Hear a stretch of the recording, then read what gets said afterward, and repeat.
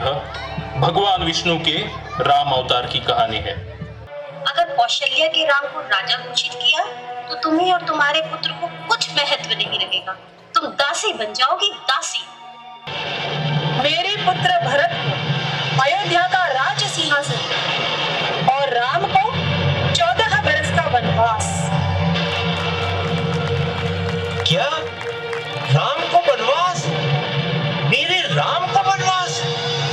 कृपया अपना दूसरा वर वापस ले लीजिए रानी।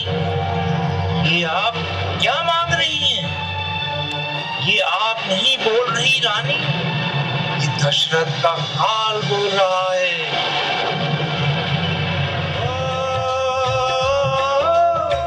रघुकुल रीत सदा चली आई,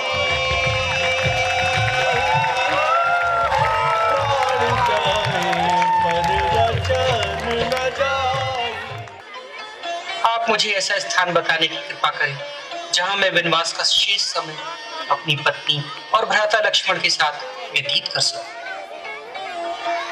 राम, ऐसा एक स्थान है पंचवटी, पवित्र गोदावरी के किनारे। यह स्थान बड़ा ही शांत और सुंदर है। हे मुनिवर, ये मेरा परम सौभाग्य है कि आपने मुझे इस योग्य समझा और ये अस्त्र शस्त्र प्रदान करके मेरी सहायता की।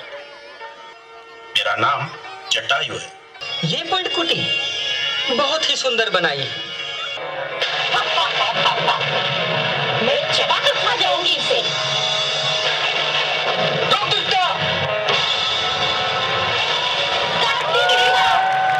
इस वन में यदि तुम सबकी चितान जला दी तो मैं हमारा शर्पणखा नदी, मैं लंकाधिपति रावण की बहन हूँ। ये शर्पणखा की नाक नहीं कटी है, ये लंकाधिपति रावण की नाक कटी है। मारीच, मुझे उन राजकुमारों से प्रतिशोध लेना। तुम छल करने वाले कपट मृग बनो, जिससे मैं उस राम की पत्नी को हर लाऊं। हे आर्यपुत्र, देखिए ना कितना सुंदर स्वर्ग है।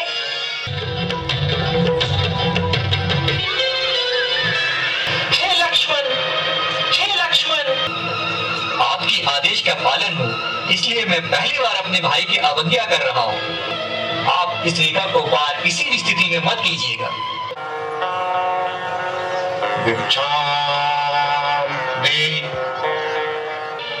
दुष्ट पापी, तुम हो कौन?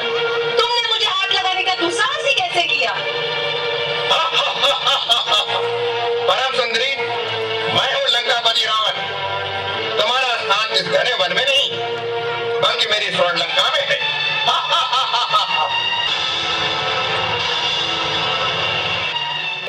राम, रावण सीता को ले गया है, उधर दक्षिण की ओर।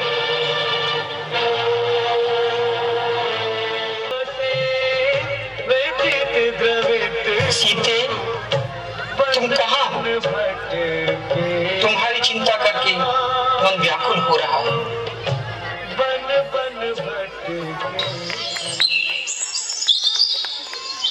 मेरे राम, मेरे राम।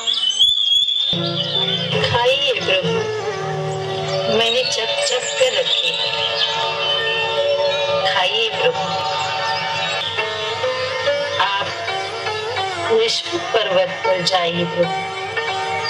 वहाँ वानरों के राजा महाबली सुग्रीव है। वो आपको सीता की खोज में अवश्य मदद करेंगे। कौन है ये दोनों दिव्य पुरुष? इन्हें देखकर मेरे मन में भावनाएं क्यों उत्पन्न हो? ये तपस्वी के भेष में अस्त्र शस्त्र धारण किए हुए योद्धा कौन है? मुझे इनकी वास्तविकता का पता लगाना ही होगा। कहीं इन्हें बाली ने तो नहीं भेजा है? प्रभु, मैं आपकी प्रतीक्षा बहुत समय से कर रहा हूँ।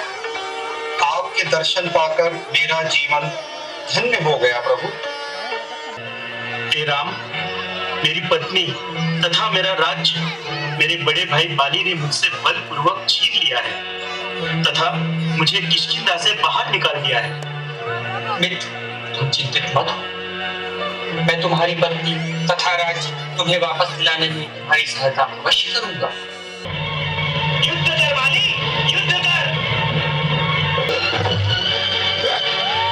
भैया, बाली का मुख बीच में रखो, आप बाढ़ चलाइए।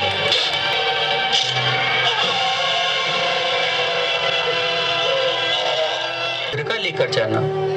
अगर तुम्हें सीता मिले तो यह मुद्रिका दिखाना और कहना, राम का जीवन सीता के बिना अधूरा है। तुम वही हो जिसने सूर्य को बाल्यावस्था में निगल लिया था। तुम्हारे लिए यह समुद्र क्या चीज है? जाओ और माता सीता की खबर ले आओ।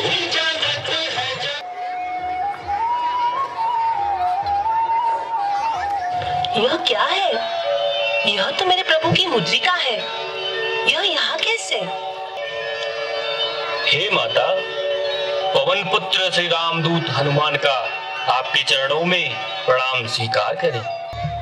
हनुमान ने वाटिका में से फल तोड़कर खाना प्रारंभ किया।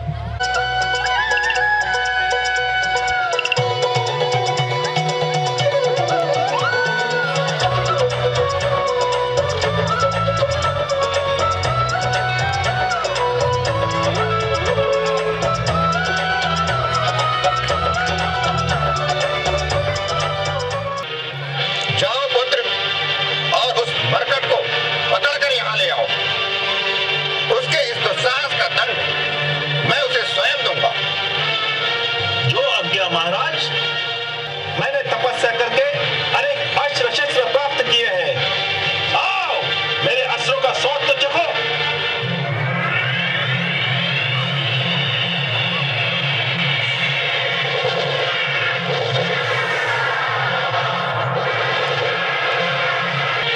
तो ये रे दुष्ट मेरा नागपाश अस्त्र। अब तेरे नियति का निर्धारण लंकेश स्वयं करेंगे। वानरों को अपनी पूंछ अति प्रिय होती है, अतः इस वानर की पूंछ में आग लगा दी जाए।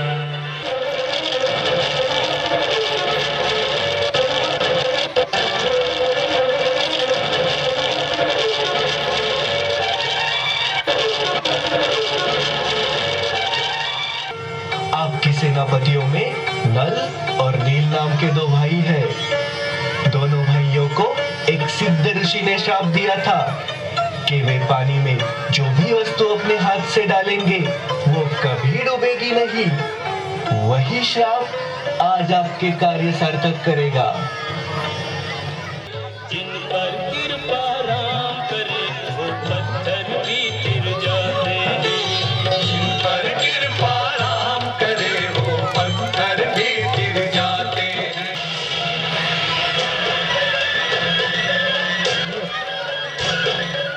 युद्ध के समय मायावी मेघनाथ के शक्तिबाण से लक्ष्मण मूर्छित हो जाते हैं। लंका के वैद्यराज सुसेन के अनुसार संजीवनी बूटी ही लक्ष्मण के प्राण बचा सकती है। ये सुनकर पवनसुत हनुमान द्रोणागिरी पर्वत को ही उठाकर लेके आते हैं और लक्ष्मण के प्राण बच जाते हैं।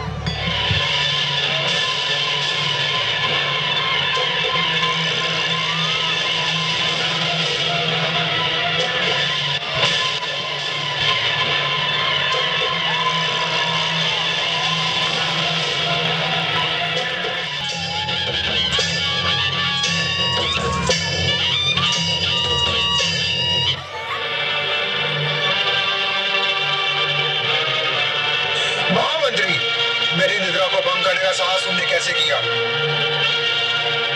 क्षमा करें राक्षस राज, महाराज रावण ने आपको याद किया है। लंका के तमाम बलशाली राक्षस मारे गए। वे स्वयं नर के रूप में नारायण हैं। आपने जिन सीता माता का हरण किया है वे साक्षात लक्ष्मी स्वरूपा है। आप इन्हें सम्मानपूर्वक श्री राम को वापस लौटा दीजिए। हे वनवासी, तुझे तो ये भी याद नहीं होगा कि दंड देने का अधिकार राजा का है, किसी भिखारी का नहीं। मेरा यह बाण मेरी शक्ति का ज्ञान करा देगा। यह ले।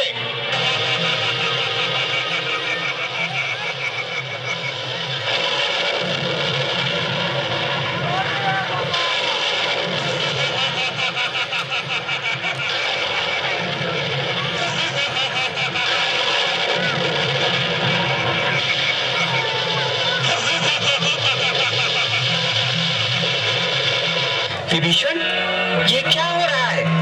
रावण पर मैंने कई दिव्यास्त्रों का प्रयोग किया, किंतु वह पराजित नहीं हो रहा है। रघुनाथ, आप उसकी नाभि पर ब्रह्मास्त्र का प्रहार कीजिए। ब्रह्मास्त्र के प्रभाव से उनका अमृत कलश सूख जाएगा और वह मृत्यु को प्राप्त हो जाएगा।